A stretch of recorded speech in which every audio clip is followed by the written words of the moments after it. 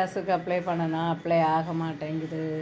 ஆனால் என்ன சொல்லுவாங்கன்னு சொன்னால் 10 நாளையில் வரும், 25 நாளையில் வரும்னெல்லாம் சொல்லுவாங்க. அதெல்லாம் நம்ப முடியாத மாதிரியே இல்லை.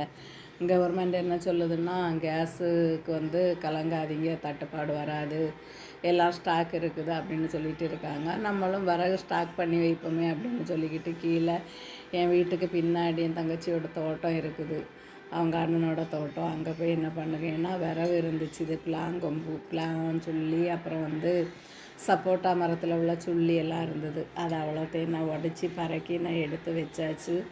இனி என்ன பண்ணணுன்னா, அவ்வளோத்தையும் பறக்கி கட்டிக்கிட்டு வீட்டுக்கு கிளம்ப வேண்டியது தான்.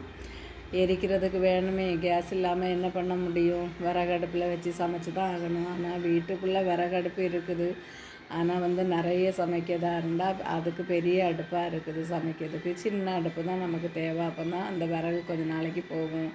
வீடியோ பிடிச்சிருந்தனா லைக் பண்ணிடுங்க.